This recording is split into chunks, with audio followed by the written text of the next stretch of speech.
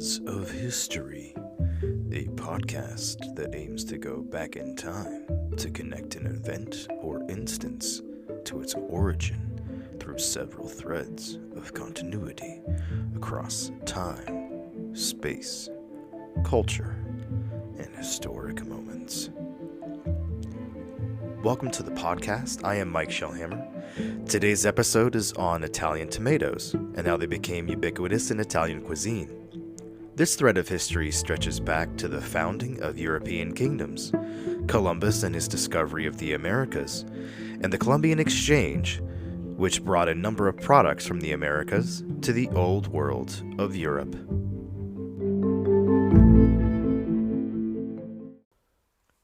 In America, we tend to see cultures through their cuisine. Mexican tacos, Chinese dim sum soup, Japanese sushi. One of the cultures many Americans identify with and enjoy is Italian cuisine. Pizza, a dish that originates in Naples, Italy, is one of the most popular food items in the United States, and the second most popular, or fifth most popular, depending on the individual survey. Pizza was first invented as a fast, affordable, tasty meal for working-class Neapolitans on the go. While we all know and love these slices today, pizza actually didn't gain mass appeal until the 1940s, when immigrating Italians brought their classic slices to the United States.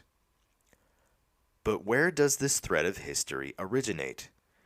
I have a pivotal event in world history that can be identified as being responsible for creating the Italian cuisine that we know and love. It is the voyage of Columbus to the New World, which would lead to the establishment of what historians call the Columbian Exchange. This voyage was primarily possible because of two monarchs in Western Europe, Ferdinand II of Aragon and Isabella I of Castile, the monarchs who would create a brand new kingdom, the Kingdom of Spain. Ferdinand was the son of John II of Aragon and Juana Enriquez of Castilian origin. In 1461, in the midst of a bitterly contested succession, John II named him heir apparent and governor of all of his kingdoms and lands. Ferdinand's future was assured when he came of age in 1466, and when he was named King of Sicily in 1468. This was in order to impress the court of Castile, where his father ultimately wished to place him. In addition to participating in court life, the young prince saw battle during the Catalonian Wars. King John was careful about Ferdinand's education and took personal charge of it, making sure that Ferdinand learned as much as possible from experience. He also provided him with teachers who taught him humanistic attitudes and wrote him treatises on the art of government. Ferdinand had no apparent bent for formal studies, but he was a patron of the arts and a devotee of vocal and instrumental music. Ferdinand had an imposing personality, though was never very genial. From his father he acquired integrity, courage, and a calculated reserve. From his mother, an impulsive emotionality, which he generally repressed. Under the responsibility of kingship, he had to conceal his stronger passions and adopt a cold, impenetrable mask. Isabella I, Queen of Castile, was born in Madrigal de las Altas Torres, Avila, to John II of Castile and his second wife, Isabella of Portugal, on the 22nd of April, 1451. At the time of her birth, she was second in line to the throne after her older half-brother, Henry IV of Castile. Henry was 26 at the time and married, but childless. Her younger brother, Alfonso of Castile, was born 2 years later, on November 17, 1453, lowering her position to third in line for the throne. When her father died in 1454, her half-brother ascended to the throne as King Henry IV of Castile. Isabella and her brother Alfonso was left in King Henry's care. These are said to be times of turmoil for Isabella. The living conditions at their castle in Arevalo were poor, and they suffered from a shortage of money. Although her father arranged in his will for his children to be financially well taken care of, King Henry did not comply with their father's wishes, either from a desire to keep his half siblings restricted or from simple ineptitude. Even though living conditions were difficult, under the careful eye of her mother, Isabella was instructed in lessons of practical piety and in a deep reverence for religion. When the king's wife, Joan of Portugal, was about to give birth to their daughter Joanna, Isabella and her brother Alfonso were summoned to court in Segovia to come under the direct supervision of the king and to finish their education. Some of Isabella's living conditions improved in Segovia. She always had food and clothing and lived in a castle that was adorned with gold and silver. Isabella's basic education consisted of reading, spelling, writing and grammar, history, mathematics, art, chess, dancing, embroidery, music, and finally religious instruction. She and her ladies-in-waiting entertained themselves with art, embroidery, and music. She lived a relaxed lifestyle, but she rarely left Segovia since King Henry forbade this. Her half-brother was keeping her from the political turmoils going on in the kingdom, though Isabella had full knowledge of what was going on and of her role in the feuds. The noblemen of Castile, anxious for power, confronted King Henry, demanding that Alfonso be named his successor. They even went so far as to ask Alfonso to seize the throne. These nobles, now in control of Alfonso and claiming that he was the true heir, clashed with King Henry's forces at the Second Battle of Olmedo in 1467. The battle was a draw. King Henry agreed to recognize Alfonso as his heir presumptive, provided that he would marry his daughter, Princess Joanna. It's all in the family. Soon after he was named Prince of Asturias, Alfonso died in July 1468, likely of the plague. The nobles who had supported him suspected poisoning. As she had been named in her brother's will as his successor, the nobles asked Isabella to take his place as champion of the rebellion. However, support for the rebels had begun to wane, and Isabella preferred a negotiated settlement to continuing the war. She met with her elder half-brother Henry, and they reached a compromise. The war would stop. King Henry would name Isabella as his heir presumptive instead of his daughter Joanna, and Isabella would not marry without her half-brother's consent, but he would not be able to force her to marry against her will. Isabella's side came out with most of what the nobles desired, though they did not go so far as to officially depose King Henry. They were not powerful enough to do so, and Isabella did not want to jeopardize the principle of fair inherited succession, since it would be upon this idea that she had based her argument for legitimacy as the heir presumptive. This whole idea of inherited succession of monarchs will show up in another thread of history in the future. Not long after the selection of heirs in Castile, Ferdinand married Isabella in October 1469. This was a marriage of political opportunism, not romance. The court of Aragon dreamed of a return to Castile, and Isabella needed help to gain succession to the throne. The marriage initiated a dark and troubled life in which Ferdinand fought on the Castilian and Aragonese fronts in order to impose his authority over the noble oligarchs, shifting his basis in support of one kingdom or to the other according to the intensity of the danger. Despite the political nature of the union, Ferdinand loved Isabella sincerely. She quickly bore him children. Isabella was born in 1470, the heir apparent Juan in 1478, and others would follow. Juana, Catalina, who would later be called Catherine of Aragon, the famous first wife of Henry VIII in England, and Maria. The marriage began, however, with almost continual separation.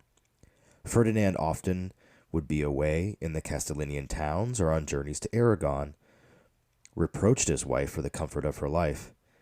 The restlessness of a 20-year-old Ferdinand and their separation led to extramarital affairs, which caused Isabella jealousy for several years.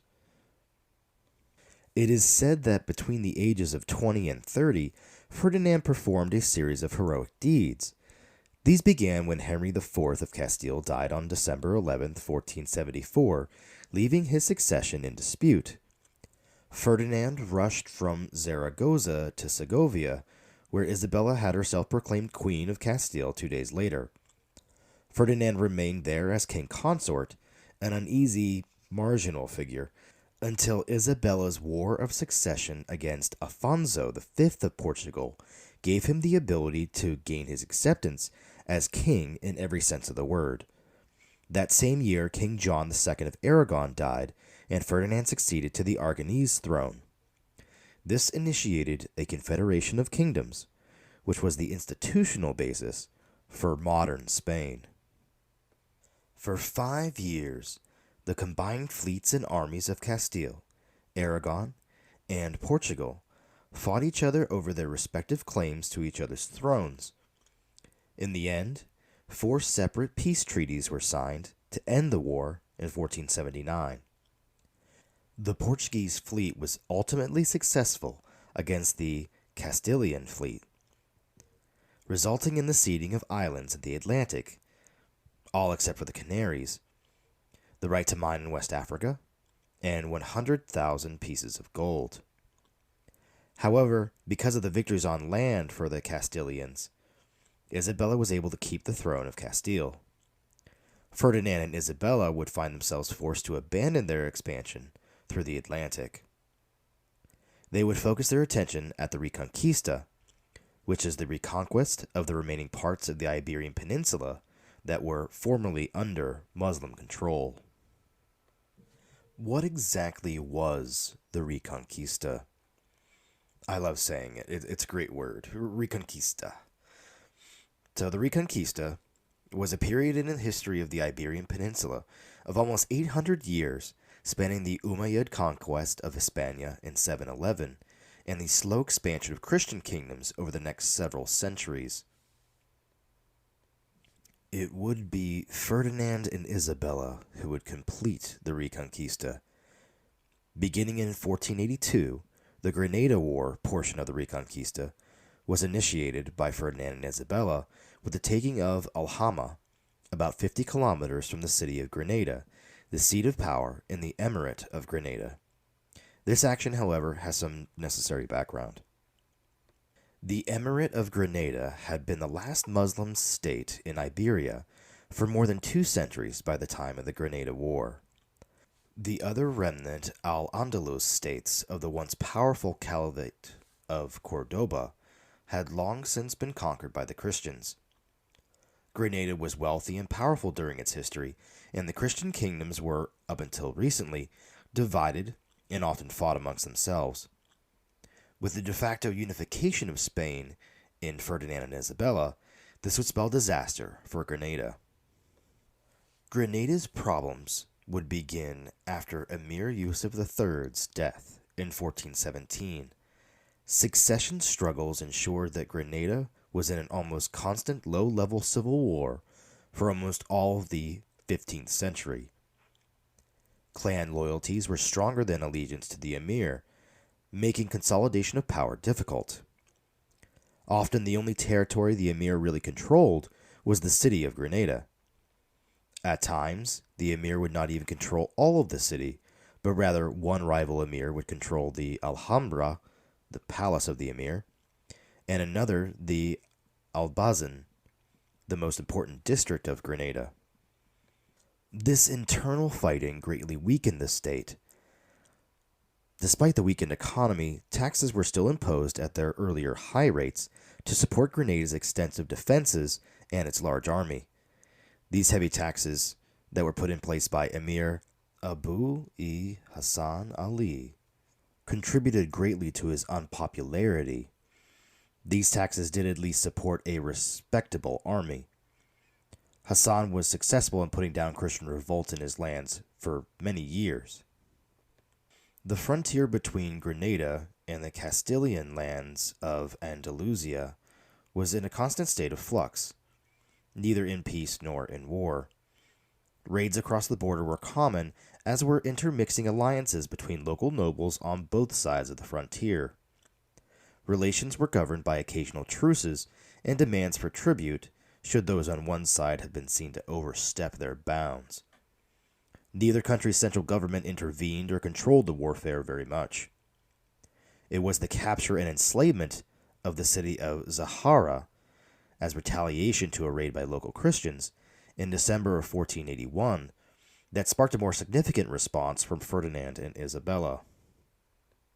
This is when the local Andalusian lords would gather forces and, with royal support, take Alhama in early 1482. Amir Bu-i-Hassan Ali attempted to retake Alhama by siege in March of that year, but was unsuccessful. Reinforcements from the rest of Castile and Aragon averted the possibility of retaking Alhama in April, and King Ferdinand formally took command in Alhama on 14th of May. This is where the internal strife in Granada would prove to tip the scales in favor of reconquest by Christians. Amir Hassan's son rebelled, calling himself Emir Muhammad XII, but otherwise known to us as King Boabdil.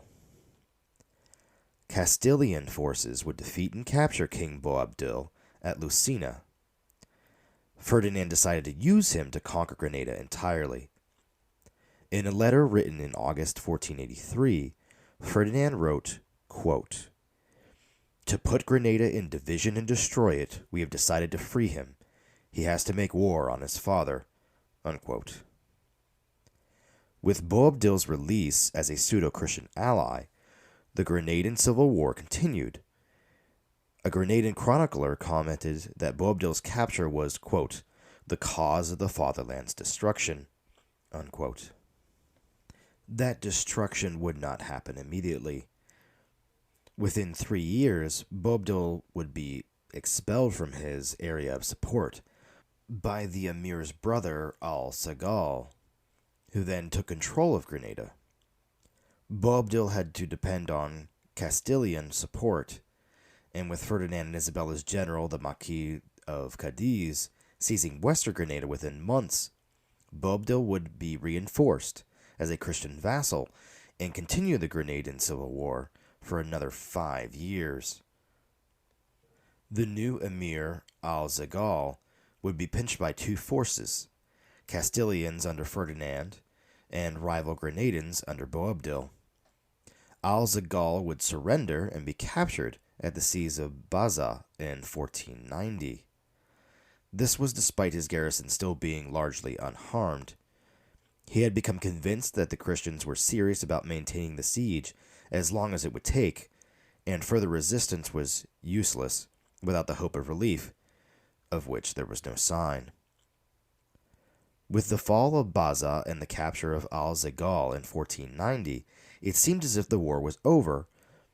Ferdinand and Isabella believed that this was the case. However, King Boabdil was unhappy with the rewards for his alliance with Ferdinand and Isabella, possibly because lands that had been promised to him were being administered by Castile. He broke off his vassalage and rebelled against the Catholic monarchs, despite holding only the city of Granada and the Alpujarras Mountains. It was clear that such a position was untenable in the long term, so Boabdil sent out desperate requests for external aid. However, none would come. Granada under Boabdil had no coastline to receive aid, and the Mamluk Sultanate in Egypt was an ally with Castile against the Turks. An 8-month-long siege of Granada was to begin in April 1491. The situation for the defenders grew progressively dire, as their forces for interfering with the siege dwindled, and advisors schemed against each other.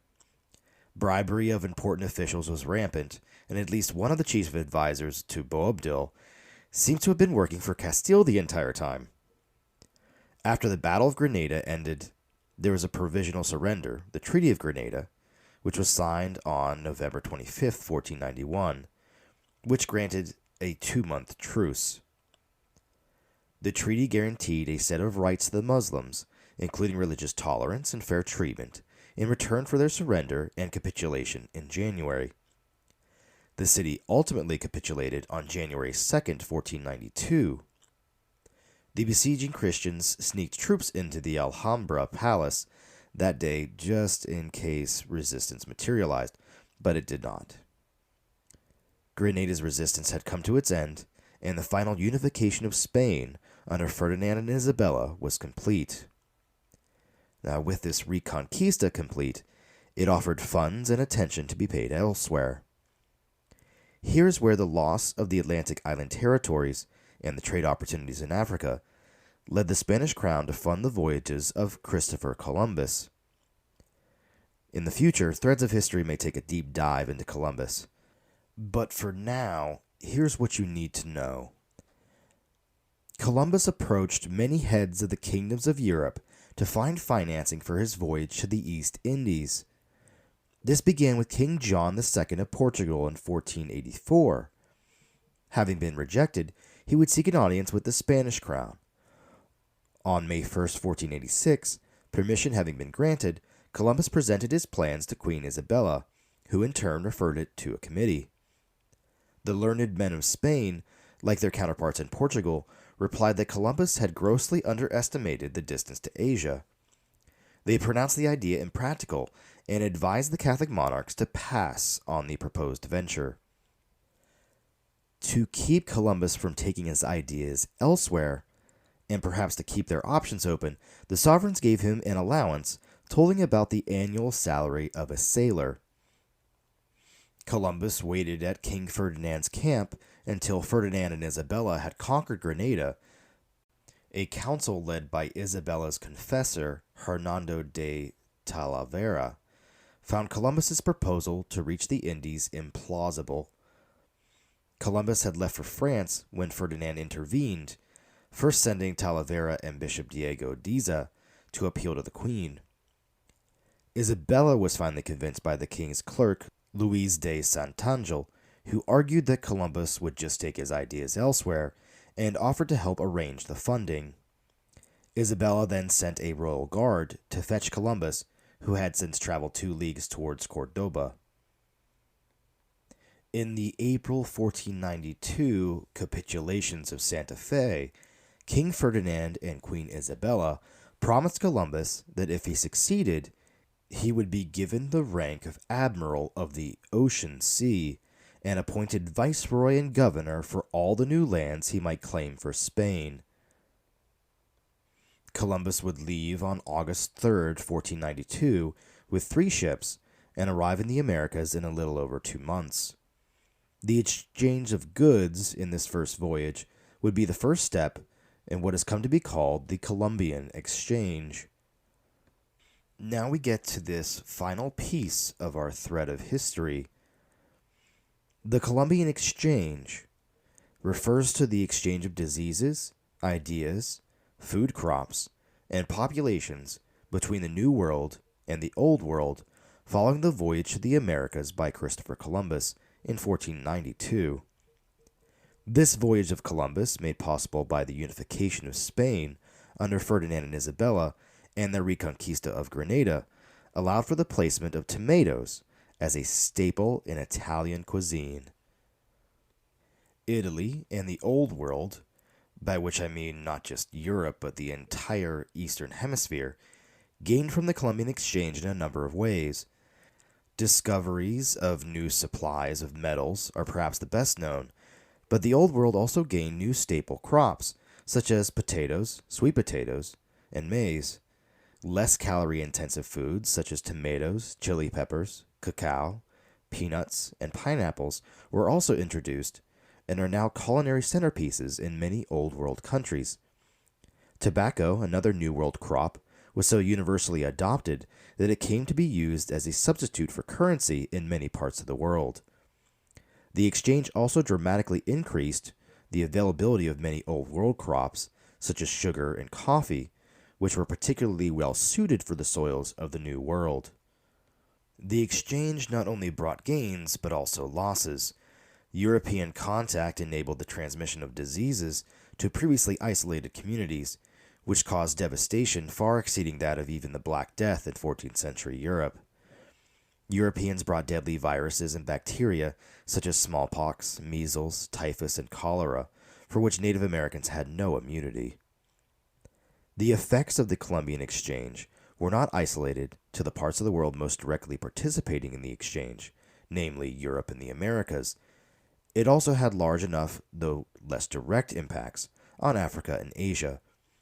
European exploration and colonization of the vast tropical regions of these continents was aided by the New World discovery of quinine, the first effective treatment for malaria.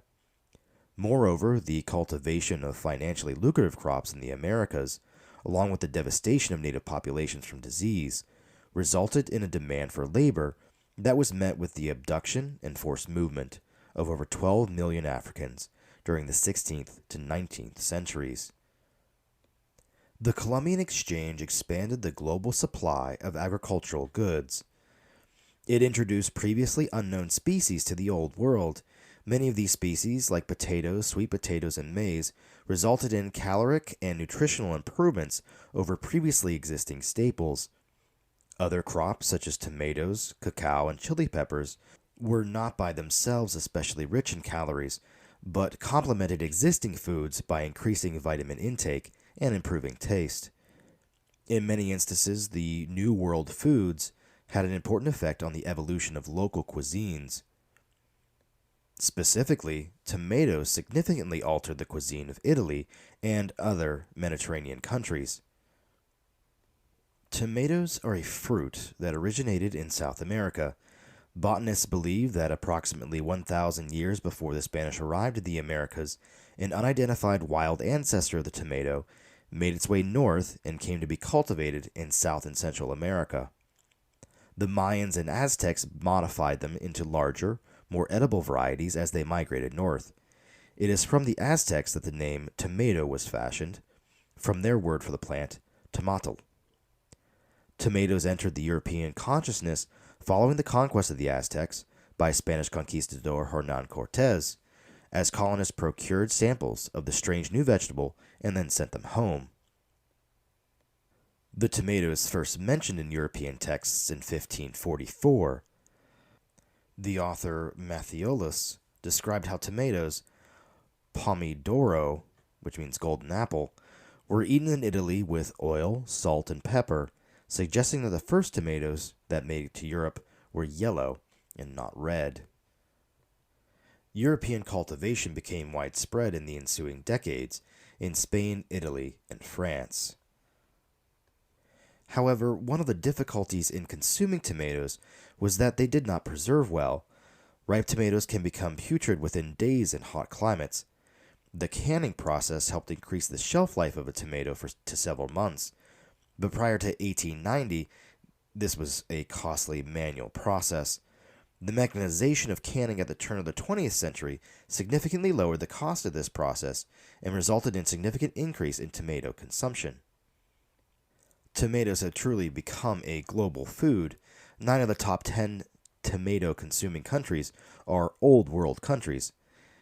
Italy, which is known for its use of tomato sauces with pasta and on pizza, ranks 6th on the list. The top 10 producers of tomatoes include Italy at 4th overall. In fact, the United States is 2nd. Although not particularly rich in calories, tomatoes are an important source of vitamins, particularly vitamins A and C. The tomato has been so thoroughly adopted and integrated into Western diets that today it provides more nutrients and vitamins than any other fruit or vegetable. Medical researchers have also recently discovered a number of additional health benefits from tomato consumption. Recent research has found that lycopene, a powerful antioxidant contained in cooked or canned tomatoes, has properties that may help reduce cancer. Although research is still in progress, the American Cancer Society has already begun to promote increased consumption of tomatoes as a potential method for cancer prevention. Today, Italian cuisine heavily involves tomatoes, but nobody's quite sure how it got to Italy. Some think the Sephardic Jews, who were expelled from Spain in 1492, could have brought it with them. Or maybe it made its way over with Eleanor of Toledo, who came to Florence when she married the Grand Duke of Tuscany, Cosimo del Medici, in 1539. Either way, by 1548, the tomato was to be found in Cosimo's botanical gardens in Pisa, but it wasn't yet on everybody's table. Dr. Eva del Soldado, an associate professor of Romance languages at the University of Pennsylvania, who leads courses on Italian food history, says there was a lot of bias against the tomato. It got a bad reputation for growing close to the ground, and new items from the Americas weren't always instantly popular. Diego Zancani, emeritus professor of medieval and modern languages at Oxford University, and author of How We Fell in Love with Italian Food, agrees with this assessment. Quote, "It was seen as an interesting fruit, but potentially dangerous, so they didn't dream of using it as a food. Not until medics discovered that if you had a skin ailment and took an unripe tomato and passed it over your skin, the ailment improved, presumably the effect of vitamin C." Unquote. Tomatoes were nicknamed the devil's fruit due to their red appearance and the belief that they were responsible for causing illnesses and food poisoning. At the time, Italian cuisine was also defined by strict separations in regards to class and location, with different social strata and different regions preferring different types of vegetables. The wealthy classes in Italy were more experimental with their diets, often trying out different types of vegetables, including tomatoes, before these habits filtered down to the lower classes. The earliest recipe for tomato sauce was published in 1694 by Neapolitan chef Antonio Latini in his book Lo Scalco alla Moderna, which translates to The Modern Steward. Professor Zancani explains, quote, "It mentions that if you mix onions, tomatoes, and some herbs, you get a very interesting sauce that can be used in all sorts of things, on meat, especially boiled meat, and things that aren't so tasty become more interesting with the acidity of the tomato." Unquote. Not that it was considered a luxury. It was something for the rich as long as it was a botanical curiosity. It was something to admire and to brag about because you're one of the few people to display this rare plant from overseas. However, tomatoes weren't part of the diet of the rich. Rich people's diets were mostly meat and protein-based, and there was an association between eating fruit and vegetables and being poor. Of course, other nations would make major use of the tomato. It's a staple of Mediterranean diets, but Italians' obsession is very particular. Ask any Italian and they'll likely tell you their favorite type of tomato. What would Italy be without tomatoes? At the beginning of the 18th century, the tomato began to acquire increasing significance in the Italian diet due to the changing cultural mores and dietary practices.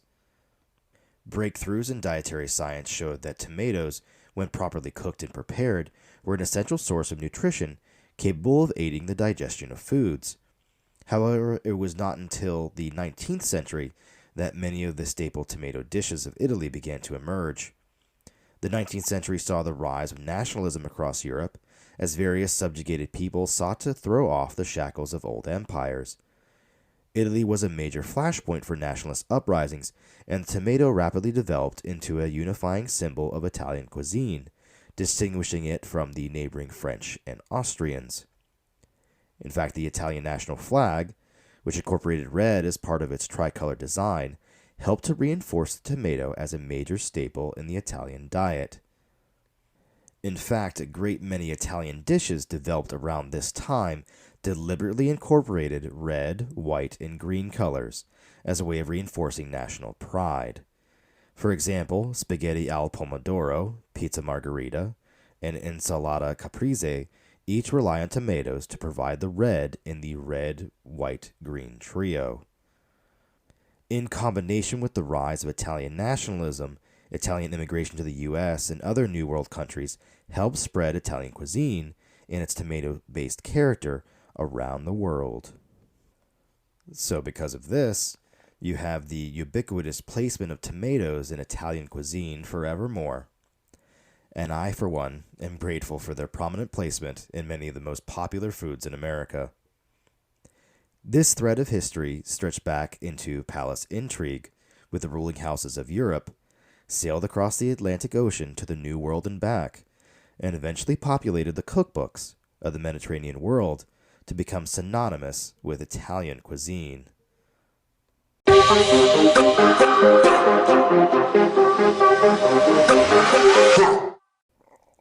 Thank you for listening to episode 4 on Italian tomatoes.